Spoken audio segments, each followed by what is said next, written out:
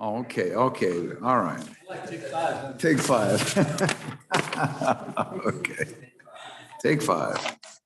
All right, so again, we'll start off and make sure we're on the same page. I think you got some new summary sheets for us. Why don't you take us through and tell us, make sure we're not leaving with what we've got, haven't resolved yet. Thank you, Mr. Chairman. We have produced new sheets and we've highlighted in yellow the remaining amendments, specifically number 39 on page 2, parts 2 and 3 related to mineral severance tax and federal mineral royalties. On page 3, items 55, 56, 57, 58, all relating to the University of Wyoming. And then number 60.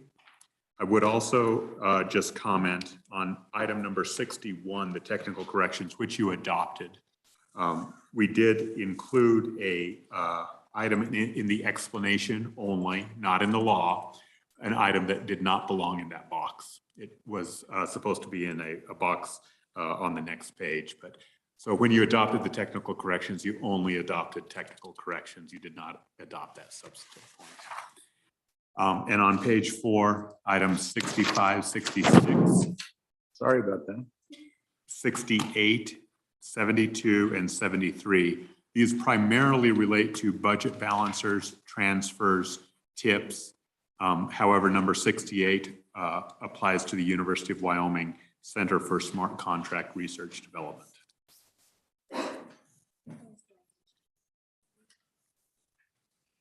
Mike?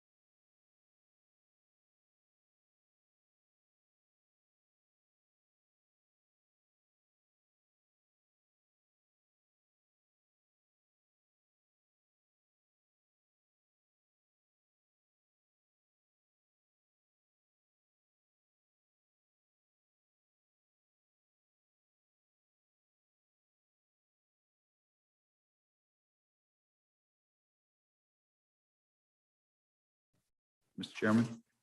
Please. On the University of Wyoming, I think I gave a copy of some language that we talked about. I think the one kind of outstanding item on the University of Wyoming, excluding the smart contract money, we find on items 55, 56, 57, and 58. I think I shared some, kind of one of the sticking points on that was a footnote, Senate footnote, which would be item 55. And so, so I would make a motion that for items, we'd take item on 55, we would delete and further amend a footnote that would provide as follows, and I'll give you, I've got this written down so I can give it to you, Dawn, that on or before August 1st, 2022, the University of Wyoming shall report to the Joint Appropriations Committee and the Joint Education Committee on general education and other requirements for students seeking non-liberal arts degrees to take university studies courses or other general education courses outside of the students' majors, including all regulation and policy incentives and disincentives to students used by the university to take extra major credit and non-credit courses, including,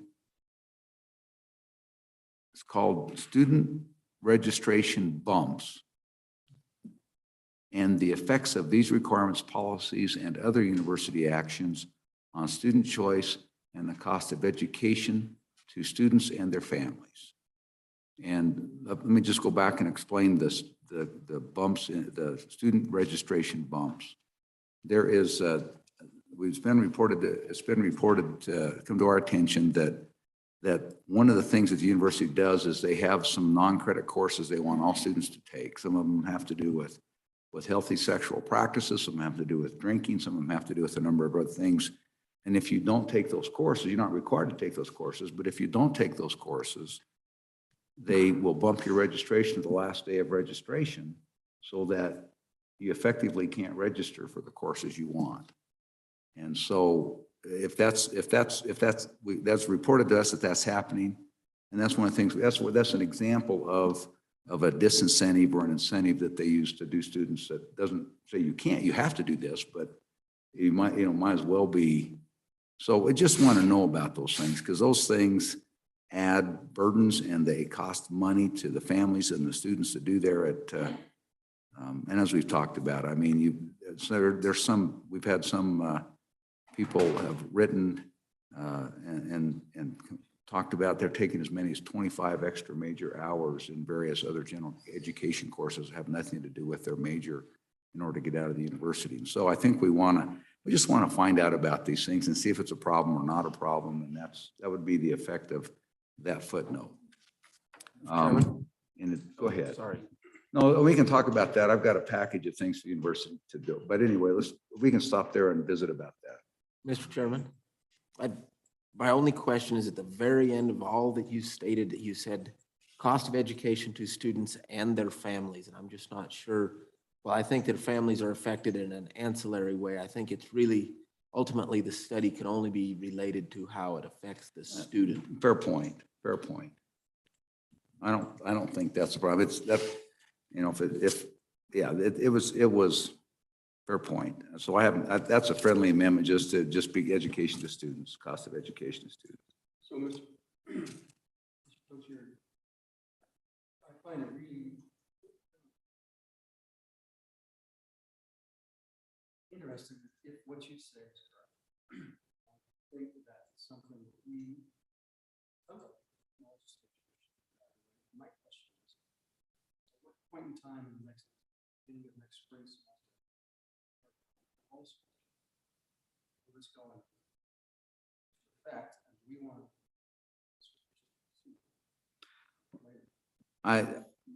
we do have some of the university there might weigh in on that, but I had it August 1st. That's 4 months from now. Most of the information I think they could come and report on very quickly. The idea of figuring out the effects on the cost of education might take a little longer, but your point well taken. There's nothing magic about the August 1st date. Well, and the information, Mr. Co-Chair, it isn't that complicated. They really wanted to, they could present it to us next week. So I think we have to think about it. We could, Mr. Chairman, we might make it the very first meeting of the Joint Appropriations Committee. Yeah, that would be my suggestion. I consider that a friendly amendment. Any other discussion on this footnote? Mr. Chairman, following that line of thinking, while I completely agree, I think we need to set a date certain so that they know when they have to have it completed by, because we don't know when our first JAC meeting will be. Presumably it will be June or July, but I think just to give them a little time to prepare, it should be a date certain. And I don't have that, a preference, maybe June 1. Yeah, if you want to put, I'm fine with that. I would think of, we haven't all talked about our calendar yet, but we do usually meet. And if we had it by June 1st, my guess is that would be added up. I don't think we'd meet before then, but I could be wrong. So June 1st. That's me. I was trying to be generous. Anything else on the footnote? Don, did you have something else on the footnote? No, Mr. Chairman, the entire footnote will be effective immediate to accomplish. Correct. Yes. Thank you.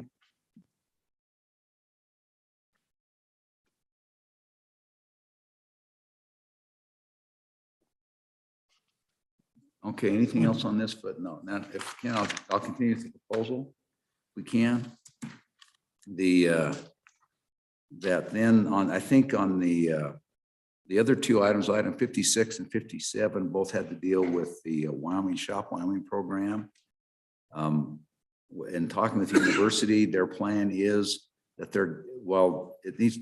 we delete and further amend those so that it still has the effectiveness in there, but the object is that it's the Shop Wyoming program, or I think we can have something or other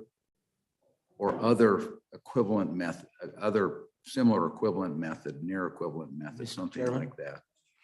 If I may interrupt. Go ahead, please. Thank you, Mr. Chairman. I have some language I'd pass out in that regard, and I think it accomplishes what you're discussing. Please. And in that same note, I think the motion would be on 56 to delete and further amend, and 57 would be to delete. You want to pass out your goodies?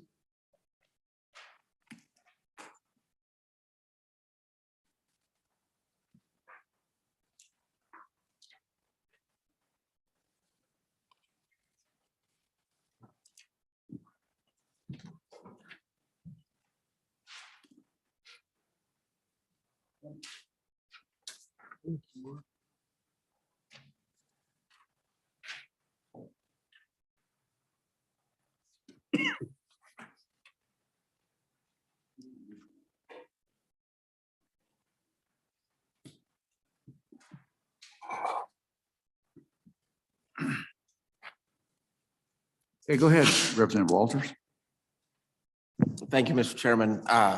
This would just be the delete and further amend language on the Shop Wyoming program.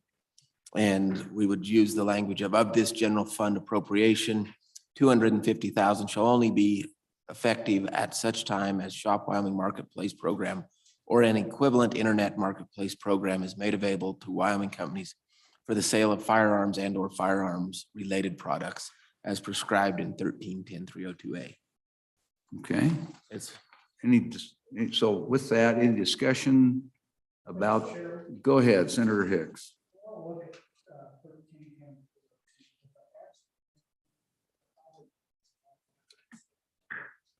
All right, just take a minute. That's We passed the that one we did last legislation year. last year. So let me take a look. Go ahead. Mr. Chairman, I think it does deal with banks, and it says that banks have to allow for the sale of firearms. And I may have mistyped it, and I believe that is the correct citation. You mind if I look over your shoulder? Yeah. So here's, because we may not be dealing with the bank, you could be dealing with the credit card processor. That's not. I don't know if we want to leave it in. I don't think it hurts anything, but I'm aware that there's credit card processors out there.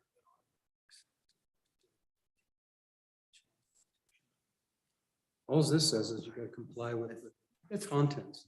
I think what we do is that the whole point is that what we're trying to do is to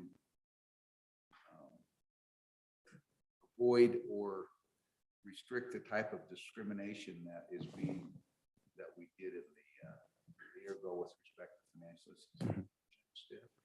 And Mr. Chairman, I think rather than saying as prescribed in, we might say in compliance with. There you go. And that way we avoid the issue of whether this subsection actually prescribes anything with respect to these entities. It's a friendly amendment. Friendly amendment, okay. Don, any clarifications? No, Mr. Chairman, but just for, we don't use and or. So what we would say is Wyoming companies for the sale of firearms, comma, firearms related products, comma, or both. Okay. That's a friendly amendment. Marcus of Queensberry rules are always in order. Okay, any other, and we'll give you a chance to digest that. We'll go back through this again, but let me continue on if there's any other discussion on that particular footnote. All right. So then I think that takes us care of those. On the, so that thing takes care of 50. So we've partially dealt with 55, partially dealt with 56, 57. So School of Energy Resources. This was one that was defeated in the Senate, I think, but I don't know that we have any objection to this footnote, which would be item 58. Let me give a second to my committee to. And Mr. Do you have Chairman, something? Go ahead, Representative Steph. it's my understanding that the director of the School of Energy Resources would prefer this language because it's slightly more expansive than the existing budget footnote. The existing budget footnote is limited to carbon dioxide to concrete, whereas this footnote includes studying a carbon storage hub as well. So gives the School of Energy Resources slightly more flexibility. So yeah, we're talking, so you're saying that you want to adopt that, or you want to delete and further amend something in that, Representative? Mr. Chairman, just adopt. Okay, and that's, I think With that's the what one just, technical I don't- correction, we would delete and further amend only to clarify that House Bill 61 has not been enacted. So you can delete that piece of the footnote. okay, so we delete and further amend with respect to that, and that would take care of 58. And then I think that completes, the only other outstanding item on is for the university is the bottom half of 68. Excuse me, no. Yes, is the bottom half of 68. That was the smart contract research. Is that right, Don?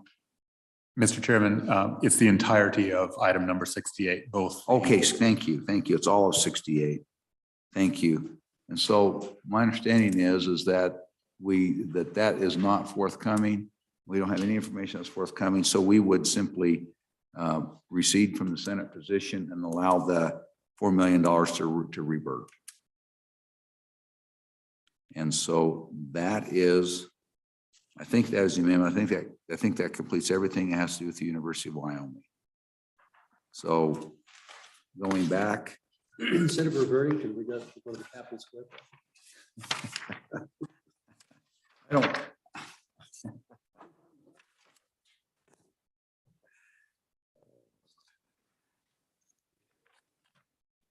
So again, so that the motion would be going back,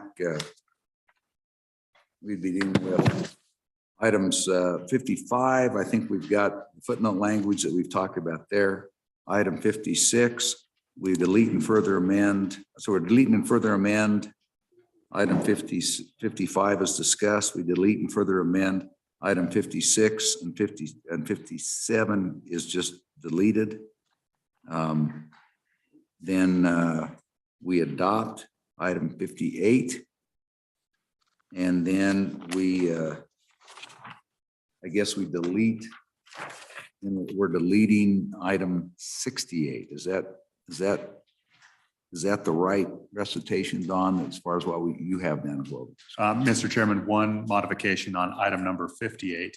It's actually a delete and further amend to remove the reference to a bill that is done. Yes, yes, thank you. That's a DFA? That's it. So 58 is a DFA, yes. Is that correct? And I believe you said 68 was an adopt, and in fact, that would be a delete. If I did that, I misspoke. Thank you for knowing what I say when I say it wrong. So I'm getting 58 and 68 in my ears. So just 68 is a delete, is that correct? And Yes, Mr. Chairman. And 58 is a DFA. Yes, Mr. Chairman. Thank you. Okay, everybody understand the motion? Question, everybody understand the motion? Yeah, we want to take one quick break. We won't be long. All right. I think I know what you're gonna go break about, Mr. Chairman. You had to tell, literally.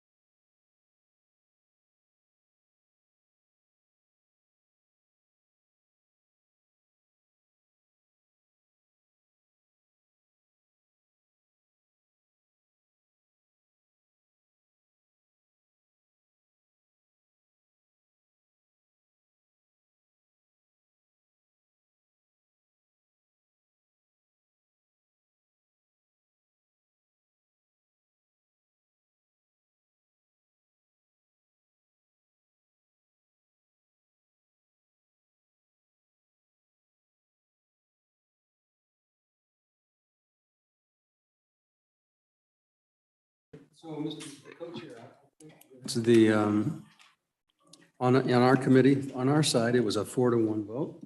And before we vote on it, the Representative Schwartz would like the opportunity to address the floor. Sure. Thank you, Mr. Chairman.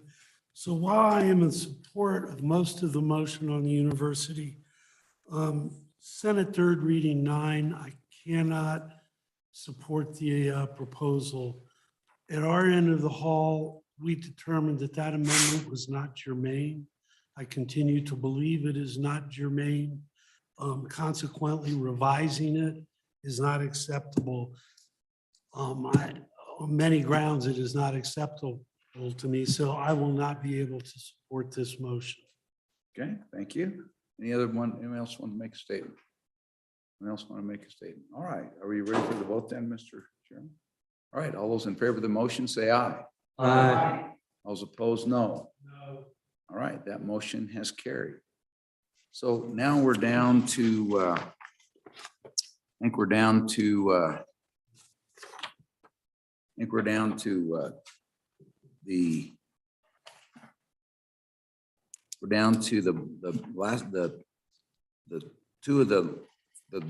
two items remaining on items 39.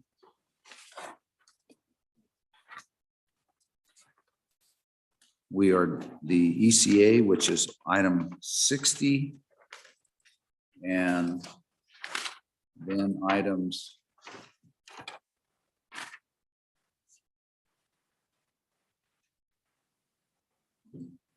items 65, 66, 72, and 73. Is that right, Don?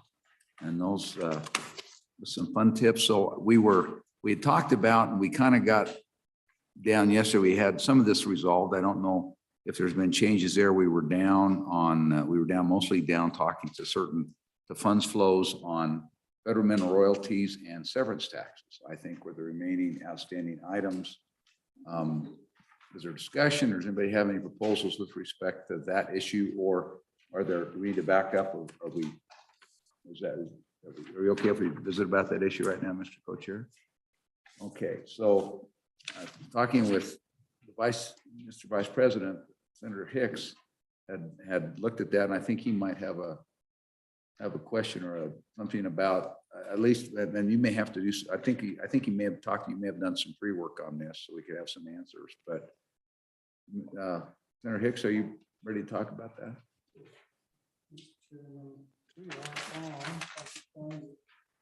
It's items, mostly it's items 39, and it's the mineral and severance tax diversion and federal royalty diversions, item 39.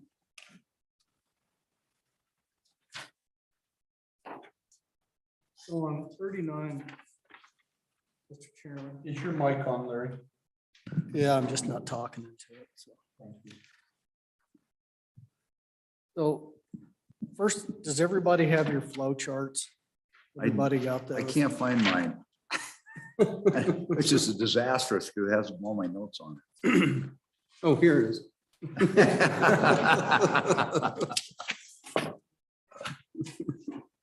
So, Mr. Chairman, Thank you. it became pretty apparent to me as you know, there's not a lot of differences between the two. And we were hung up as to trading one for the other, and it just became pretty obvious as probably the most rational thing to do is just split the two. And so on the severance taxes, Mr. Chairman, that would be a 1/3 to the budget reserve account, 1/3 to the general fund, and 1/3 to the school foundation program reserve account. I apologize, Larry. We're on the severance tax one. Correct, severance taxes, And which then, is, would you tell me that again, please? so that would be 1/3 to the budget reserve account, 1/3 to the general fund, and 1/3 to the school foundation program reserve account. Mr. Chairman, Go ahead. for clarification, I tracked the 1/3 concept very simply. Part of this amendment is for $100 million. So it goes from the 155 to 255, and then it goes back to the original distribution. would you keep it that way, or would you eliminate that $100 million cap on that being split three ways? Because currently it's split 50 million into each account. So now we'd split that 100 three ways, or do you remove the cap is the question? Mr. Chairman, we would get rid of the 50 million and just whatever money flows in there would be distributed three ways. And it's the stuff that's over the 155 million. So anything over the cap would be split three ways. Before we go there, let's find out what that does. Don, let's say that, we'll keep it simple. I think just go with the standard Craig report, or the last Craig, most recent Craig report. What would be the effect? What would be the effect on with that proposal? Mr. Chairman, because the secondary cap is at the January Craig report level, under Craig, no money would be deposited under the House proposal or this alternative. However, I recognize that Craig is at $65 oil, and today it's at over $110 oil. We put in last week before, we put in $90 oil and $4 gas, and we came up with around $100 million per year, which means the 50 million would be achieved in both the school foundation program reserve account and the budget reserve account. Under the Senate's alternative, 33 1/3 million would go to each one of those accounts. It is possible that nothing would go into them if we get a crash in oil prices due to demand destruction or something like that.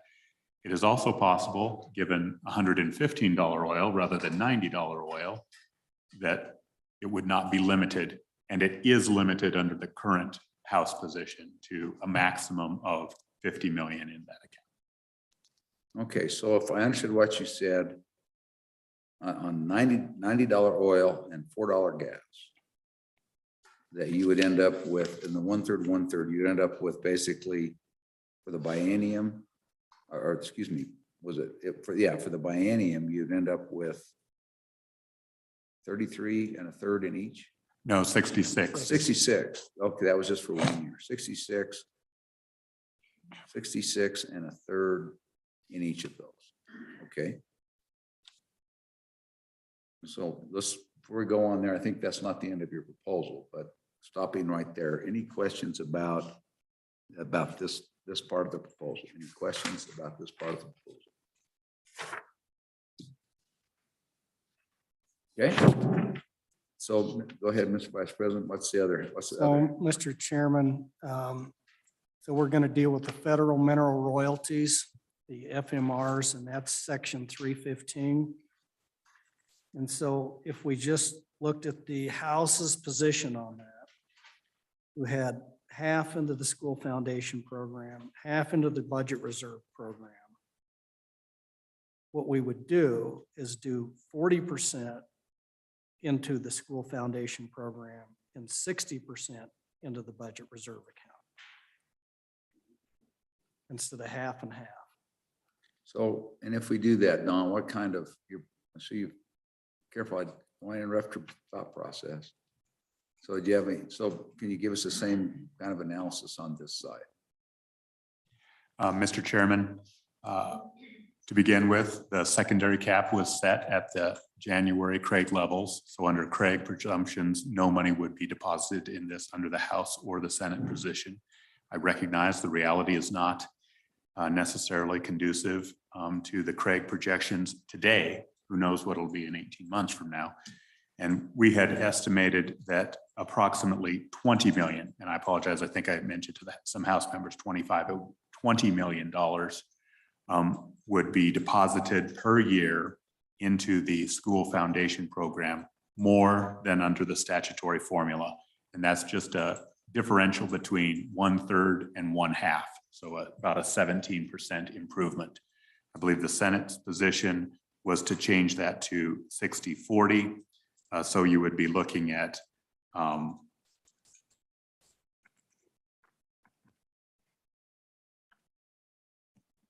approximately $8 million per year would go into the school foundation program, greater than current law, under $90 oil, $4 gas. So what would be the total deposit in the school foundation program under this one?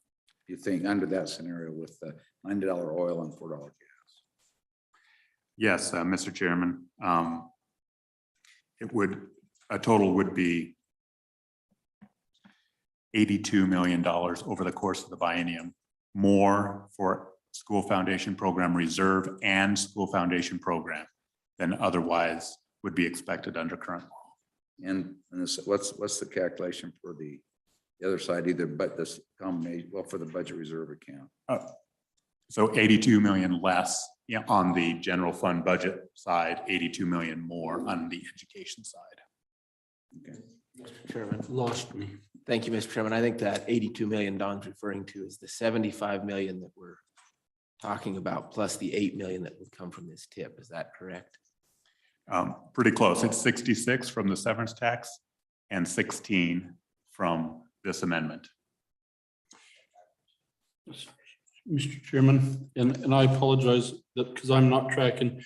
We talked about going 60-40 on the school foundation program being 40-60 to the budget reserve account. Did I understand that right? And so if the school foundation program was going to be $8 million a year, then what's the 60% that goes into the budget reserve account? And it was a differential, $8 million more, I think. But Don, go ahead. Representative Larson, if I'm tracking, the budget reserve would get 12 million per year. Okay. Okay, that's right. That's what I was looking for. Okay. So, Mr. Chairman, I can explain where I come up with the 60-40 split, if you'd like that. Yeah, go ahead. So if you look at the House's position, you had half going into the school foundation program. We had 1/3 going into the school. So you're basically splitting the difference. It would be technically 42%.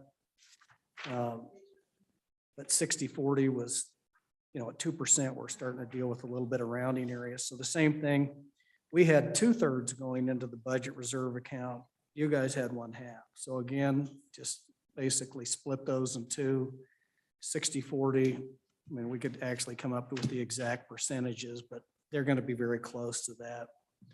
So it was just absolutely just split the positions right down, very close to right down the middle.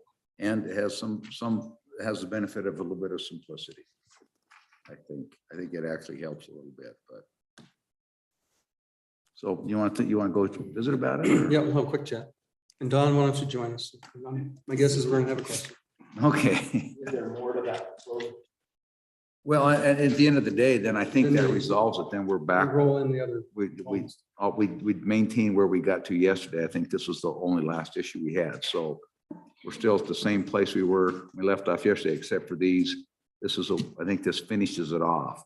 So if we agree on this and we were okay with where we were yesterday, then I think this finishes it off.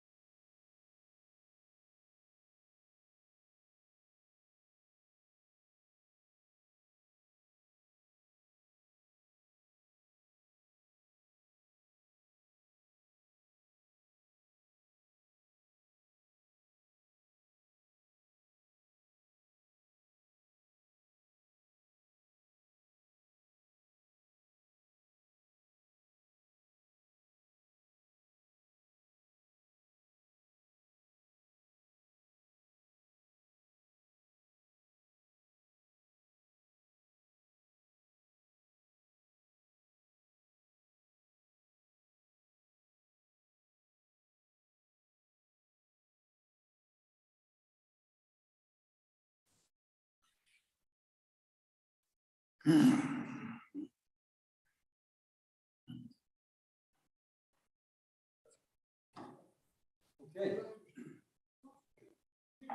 Last time. Mr. Chairman, because this was a package item, I'll start at the end and work forward. Item number 73, which was the House third reading amendment for the secondary tip, or not secondary, the increased tip of 225% for the reserve accounts. The motion is to delete that House amendment. The motion is to delete House third reading amendment number 31 regarding the sweep from the budget reserve account to Wyoming's Tomorrow. On item number 66, again, page 4, this is $75 million to the reserve account. That position would be deleted. Senate second reading amendment number 1, 4th division. This moved $75 million deposit that would have gone to the common school account into the PMTF. That would also be deleted. So the result of all of that is the flows at the end of this year all go to the LSRA, and $75 million is deposited into the PMTF, and $75 million is deposited into the Common School Permanent Land Fund, just as this bill left your committee. On page 3, item number 60, the Senate, it would be a delete of Senate second reading amendment number 24. That would leave the ECA at $9.3 million appropriation, another $900,000 from the recapture districts for a total of 10.2 related to educational supplies and utilities.